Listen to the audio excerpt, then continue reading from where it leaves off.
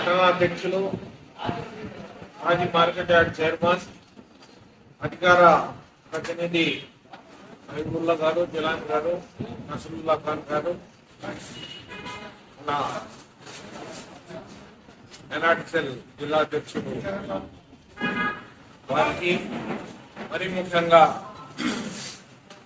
మన హాయిషా శ్రీనివాసరావు గారికి, భాషా గారికి, సర్పంచ్ గారికి, అందరికీ పేరు పేరున నా హృదయపూర్వక నమస్కారాలు, అస్సలాముఅలైకుం. ఈరోజు ఎన్నికలు వచ్చాయి. ఎన్నికలు వచ్చినప్పుడు జనరల్ గా మనం చూసినట్లయితే ప్రతివాడు లేచి కూర్చుంటాడు. ఎన్నికలు అనేది ఒక పండుగ. నాయకులకు వచ్చేసి మరి 4 సంవత్సరాలు ఈ నియోజకవర్గంలో పుట్టా రాజశేఖర రెడ్డి అసలు బయటికి కూడా రాలేదు. 4.5 సంవత్సరాలు అనేక కార్యక్రమాలు చేపట్టినా మరి పార్టీ ఇచ్చినటువంటి కార్యక్రమాలు కూడా నేనే స్వతహాగా చేసినటువంటి సందర్భాలు. మొన్న ఒక 6 నెలల మొదటి నుంచి మొదలు పెట్టాడు. నేనే పార్టీ నాయకుడు అన్నట్టు మరి కార్యక్రమాలు చేస్తూ మరి ఆయనకు ఎప్పుడు చూసినా భద్రతా భావం. అదేంటిదంటే మరి డైరెక్ట్ రాజకీయం చేయడు. కొన్ని రోజులు చూస్తే భువనాగిరెడ్డి ఒక గాడ్ ఫాదర్ ఆయన, ఇంకొన్ని రోజులు చూస్తే బైరెడ్డి రాజశేఖర రెడ్డి గాడ్ ఫాదరు. ఆయన చనిపోయాడు, ఈయన పార్టీ మారడం జరిగింది కొన్ని రోజుల కింద. మరి ఇప్పుడు గాడ్ ఫాదర్ ఎవరంటే బీసీ జనార్దన్ రెడ్డి. అంటే ఎప్పుడు చూసినా ఏంటంటే స్వతహాగా రాజకీయాలు చేసి స్వతహాగా నేను పనిచేసినటువంటి పనితీరును మీరు నన్ను చూసి గెలిపించండి, మరి లేకపోతే అధిష్టానాన్ని కూడా నేను కష్టపడుతున్నటువంటి పనితీరును చూసి నన్ను టికెట్ ఇవ్వండి, లేదంటే వేరే వాళ్ళకి ఎవరికి ఇచ్చినా పర్వాలేదు అని చెప్పే దమ్ము ధైర్యం ఈ రాజశేఖర రెడ్డికి లేదు. మరి ఇక్కడ కూడా ఒకవైపు రాష్ట్ర ముఖ్యమంత్రి గారు కూడా నేను మంచి చేసి ఉంటే మమ్మల్ని ఓటేయండి, మీ బిడ్డకు సాయం చేయండి అని చెప్పినటువంటి పరిస్థితి రాష్ట్రంలో. అదేవిధంగా మన తాలూకాలో చూసినట్లయితే శిల్పా చక్రపాణి రెడ్డి ఎమ్మెల్యే గారు మరి ఒకటే చెప్తున్నాడు, నేను మంచి చేసి ఉంటే నన్ను ఓటేయండి, మీ కుటుంబాల్లో నేను చేసినటువంటి సంక్షేమ అభివృద్ధి కార్యక్రమాల్ని అందరూ తృప్తిగా ఉంటే నన్ను గెలిపించండి, లేకపోతే వద్దు అని చెప్తున్నారు.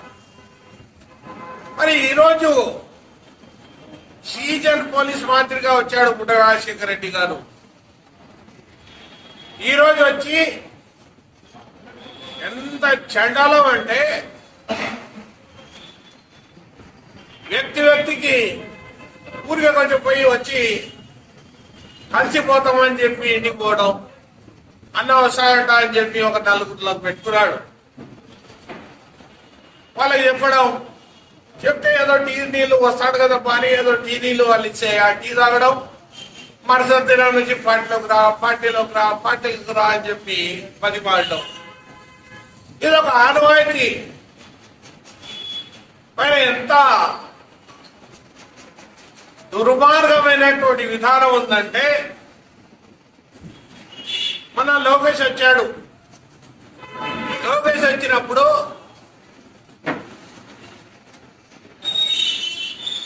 ఆయన ఒకటే చెప్పాడు, అయ్యా ప్రతాప్ రెడ్డి వచ్చాడు నా కాడికి,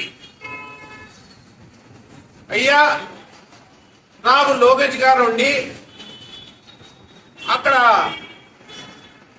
ప్రభాకర్ రెడ్డి నెల్లూరు, ఇక్కడ శ్రీశైలం పుట్ట రాజశేఖర రెడ్డి ఇద్దరు నన్ను ఎన్నికల్లో 2019 ఎన్నికల్లో మోసం చేశారు.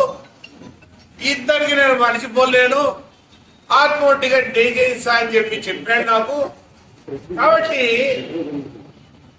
మరి నేను ఫ్లెక్సీలు వేసుకుంటుండా, ఇక్కడ మైనార్టీలో కూడా మీ ఫోటో ఉంటే బాగుంటుంది అని చెప్పే ఉద్దేశంతో ఈ ఫోటో ఇవ్వండి అంటే నేను ఒకటే అడిగాను ఆయన కేరాసు ప్రతాప్ రెడ్డి గారికి, నా ఫోటోనే కాదు మా ఇన్ఛార్జికి సంబంధించినటువంటి ఫోటో కూడా వేస్తే నేను ఫోటో ఇస్తా అని చెప్పడం జరిగింది. మరి ఆ రోజు ఫోటో ఇస్తే ఫ్లెక్సీలు 53 ఫ్లెక్సీలు వేసి వానముగ్ల టర్నింగ్ నుంచి లోకేష్ బస చేసే కాడికి కూడా ఫ్లెక్సీలు కడితే తన అనుచరులతో రౌడీలతో సారాయి దాపి 53 ఫ్లెక్సీలు మొత్తం చిప్పేయడం జరిగింది. నేను ఒకటే చెప్తున్నా, ఫ్లెక్సీలో నీ ఫోటో ఉంది, ఫ్లెక్సీలో వచ్చేసి చంద్రబాబు నాయుడుని గువ పెట్టినటువంటి వ్యక్తి నాయకుడు ఫోటో ఉంది. లోకేష్ నిన్ను వైసీపీ నుంచి టీడీపీలకు రావడానికి ఎంత ఇచ్చాడని నీకే తెలుసు, ఇంకా మనం సమయం వస్తే అన్ని చెప్తా. అది ఉంది, ఆయన ఇచ్చినటువంటి పరిస్థితి ఆయన ఫోటో ఉంది. చంద్రబాబు నాయుడు నిన్ను గౌరవించి మీ కుటుంబానికి ఎన్నో అనేక సార్లు, అంటే మహానీయుడు 3 సార్లు ఓడిపోయాడు.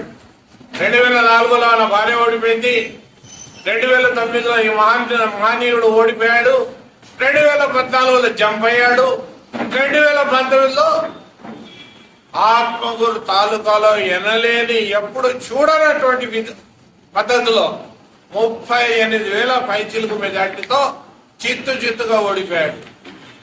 మరి లోకేష్ దర్జాగా చెప్పాడు 2 సార్లు ఓడిపోతే టికెట్ అని.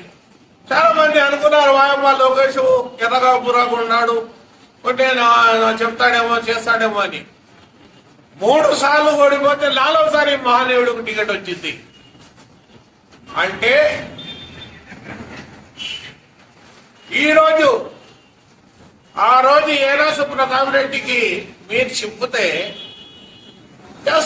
మీరు చెప్పినారు మంచో చేటో, మీ విధానము మీ దుర్మార్గము అనుకున్నారు చాలా మంది.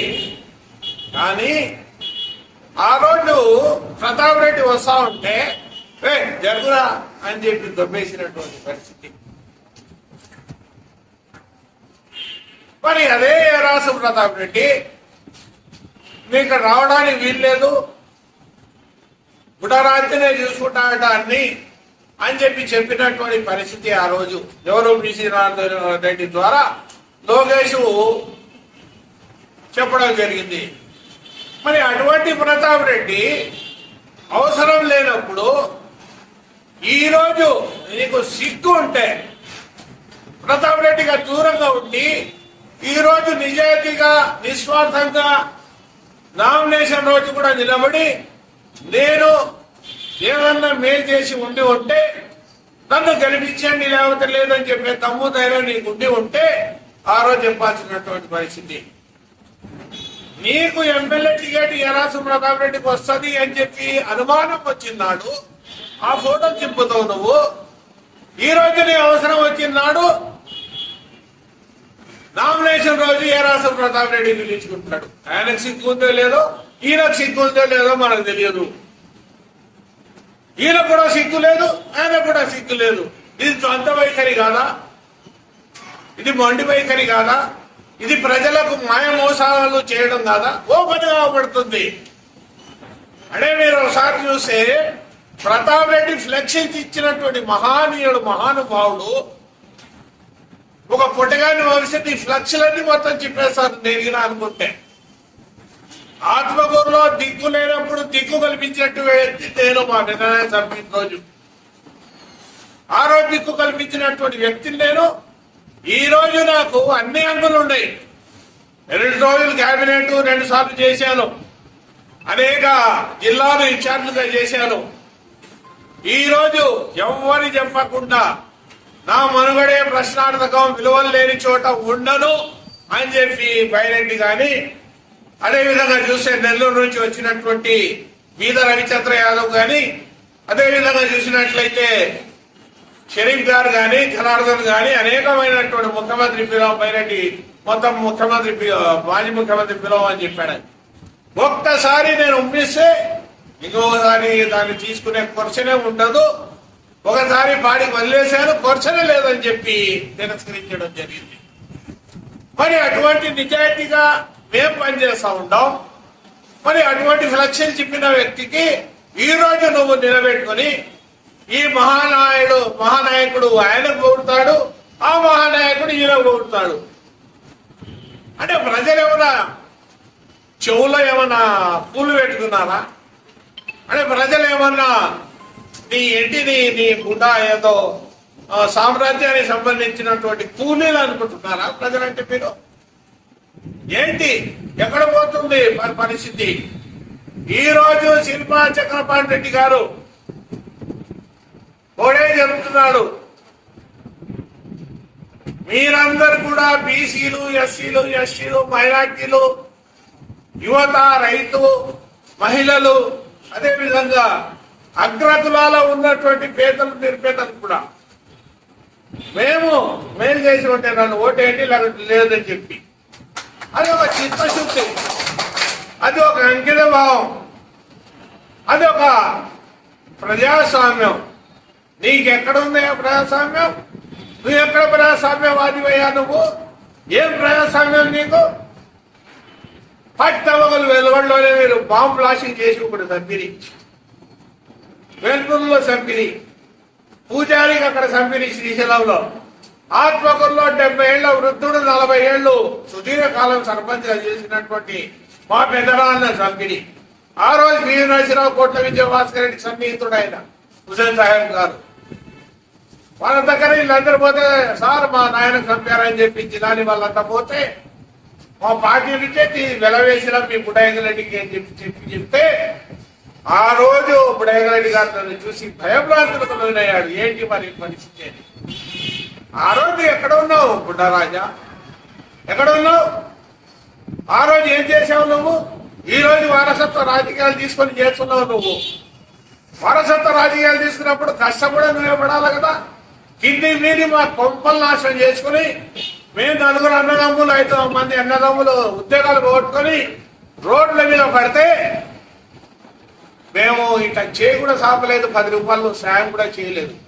నేను ఒకటే పిలిపిస్తున్నా, ముస్లిం మైనార్టీలకు కానీ, ఎస్సీ కానీ, బీసీ కానీ, ఎస్టీ కానీ, బలహీన వర్గాలు కానీ, మహిళలు కానీ, ఎవరన్నా కానీ, యువత కానీ, ఎప్పటికీ మీరు నా అనుభవంలో నాకంత ఎక్కువ ఈ నియోజకవర్గంలో ఆ కుటుంబానికి పూర్తిగా చూసినటువంటి వ్యక్తిని నేను.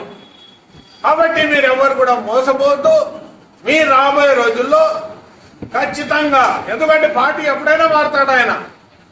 ఎందుకంటే నేను ఒకటే చెప్తున్నా మీకు, భూనాగిరెడ్డి, అఖిలప్రియ ఇద్దరు పార్టీ మారారు.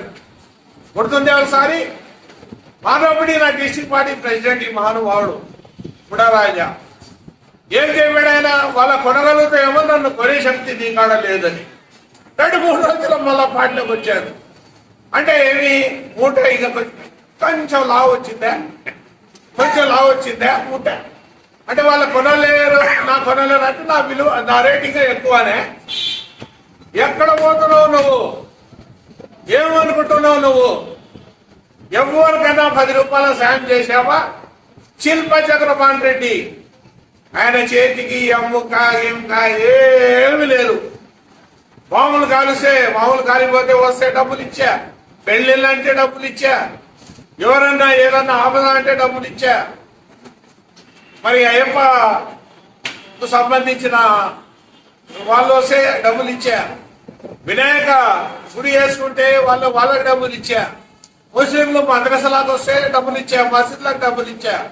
అంటే ఎక్కడన్నా కానీ ప్రభుత్వం నుంచి సాయం చేసినటువంటి విధానం మనం చూసినా కానీ వ్యక్తిగతంగా సొంత డబ్బులతో తన కష్టపడి సంపాదించినటువంటి డబ్బుతో తన రక్తాన్ని తన శ్రమను మొత్తం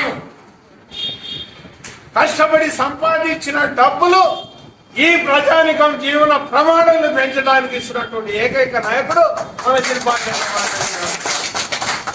మరి ఇవన్నీ గమనించండి.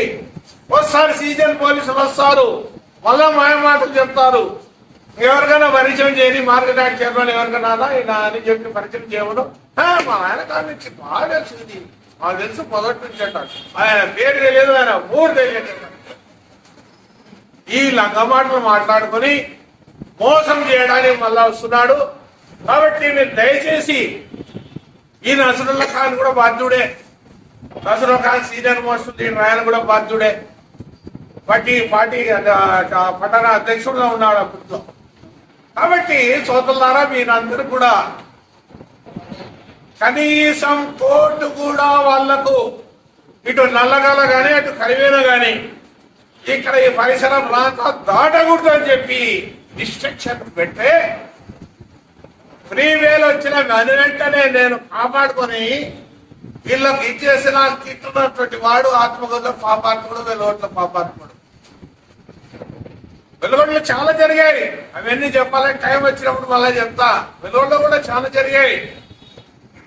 మన వాళ్ళ నాయన ఫోటో ఏం చేశారు, మా ముస్లిం సోదరులు టీడీ మా సుకుటాయి వాళ్ళే ఈరోజు టీడీపీ అంటున్నారు. టీడీపీ అంటే ఈ తాలూకాలో వాస్తవంగా నేను చెప్తున్నా, ఎవరు జెండా కట్టలేదు. నేను జెండా కట్టినా ఫస్ట్ సారి. తెలుగుదేశం అంటే నేనే. ఆ రోజు ఆ పరిస్థితి ఉండింది. మళ్ళా ఈసారి సైన్ వెళ్ళిపోతే మొత్తం అన్ని మండలాలు తిరిగి నేను మొత్తం ప్రచారం చేసి నిలబెట్టుకున్నా. చంద్రబాబు నాయుడు గారి శిల్పా చక్రపాణి రెడ్డి గారికి నేను పంపిస్తున్నా, వాటిలో తీసుకుంటున్నా. తర్వాత టికెట్ ఎవరికి ఎలా ఎవరికి ఎదుగుతుందని తర్వాత ఆలోచిస్తాం అంటే అవన్నీ అవసరం లేదు. చక్రపాణి రెడ్డి గారికి ఖచ్చితంగా టికెట్ ఇవ్వండి.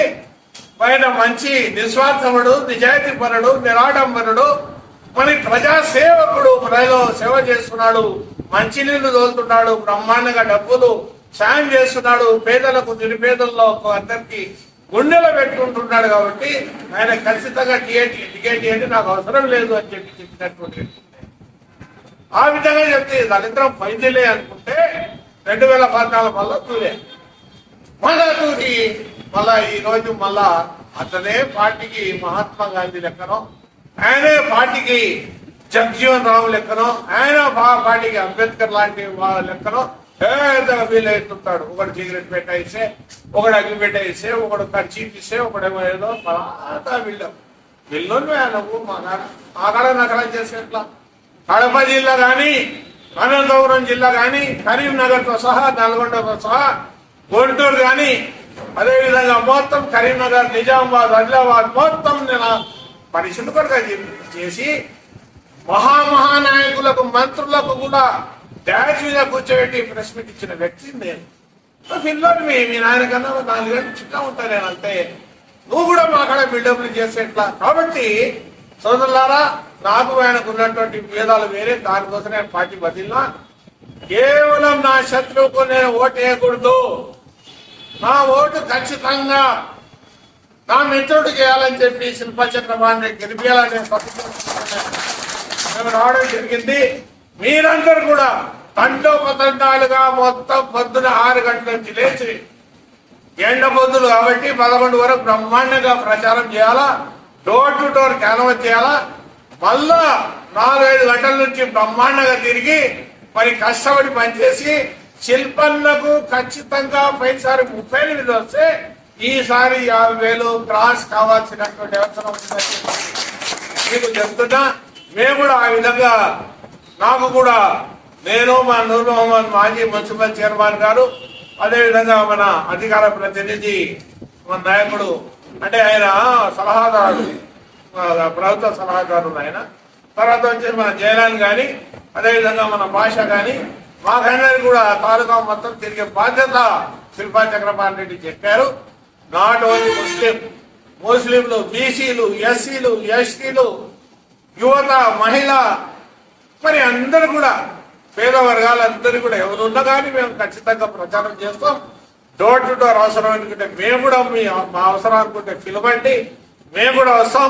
అదేవిధంగా మీరు మైనార్టీ సదస్సు పెట్టాలని మన మారుమూలు మన యూనుస్ గారు కూడా మరి చెప్పడం జరిగింది కాబట్టి ఆ సభకు కూడా రావడం జరుగుతోంది. బ్రహ్మాండంగా మనం మాట్లాడుకున్నాం. మైనార్టీలు కూడా ఐకమత్యం కావాల్సినటువంటి పరిస్థితి ఉంది. ఎందుకనంటే నేను కరెక్ట్ గా చెప్పాలంటే ఇక్కడ హిందువులు ఉండారు, ముస్లింలు ఉన్నాం. మన అందరం ఒక సోదర భావంతో కూర్చున్నామా లేదా? ఏమన్నా కూర్చున్నామా లేదా? అందరూ కూడా ముస్లింలు హిందువులే తారతమ్యాలు తేడాలు లేవు. మనమందరం ఒక తల్లి పిల్లలు ఒక పార్టీ అని చెప్పి నిలబడినటువంటి మన పరిస్థితి ఈ రోజు భయంకరమైనటువంటి పరిస్థితి ఉంది. నరేంద్ర మోడీ గారిది హిందూ ముస్లింలు చీలుస్తున్నాడు. చీల్చి లేనిపోని వల్ల సెక్యులర్ విధానాలని పలికి ఈ రోజు ముస్లింలకు కానీ హిందువులకు కానీ మొత్తం చెడగొట్టి వాళ్ళకు ఉన్నటువంటి వాళ్ళ వివాహాలకు మేము బ్రహ్మాండంగా పోతాం, మా వివాహాలకు వాళ్ళు బ్రహ్మాండంగా వస్తారు. బ్రహ్మాండంగా కలిసిమెలిసి పండుగలు పబ్బాలకు జరుపుకుంటున్నాం. ఆ విధంగా ముందుకు పోతున్నటువంటి మరి ఆప్యాయత, అనురాగం, అభిమానం కలిసిమెలిసి జీవిస్తున్నటువంటి మనలో వాళ్ళు చిచ్చు పెట్టే ఈ మోడీతో ఈ చంద్రబాబు నాయుడు మరి అదేవిధంగా ఈ జనసేన తిప్పడు అందరు కలిసి మొత్తం ఆయనతో మొత్తము ఎలియన్స్ అయినారు. కాబట్టి మనమంతా జాగ్రత్తగా మనం కలిసిమెలిసి మన తాలూకాలో బ్రహ్మాండమైనటువంటి మెజార్టీతో విజయదుందు మొరకిస్తే మళ్ళా సిగ్నల్ శిల్పా చక్రపాణి రెడ్డి గారు మంత్రి కావడం ఖాయం. ఆ తర్వాత మన తాలూకాకు అనేకమైనటువంటి మరి అభివృద్ధి సంక్షేమ కార్యక్రమం చేసి మరి పర్సనల్ గాని మరి జనరల్ గాని అన్ని సమస్యల పరిష్కారం కోసం మరి ఖచ్చితంగా పట్టుదలతో పనిచేసే నాయకత్వ లక్షణాలు ఉన్నటువంటి వ్యక్తి మన శిల్పా చక్రపాణి రెడ్డి గౌరవ ఎమ్మెల్యే గారని చెప్పి తెలియజేసుకుంటూ మీరు ఆ వైపున పయనిస్తారని ఆశిస్తూ అందరికీ నమస్కారం.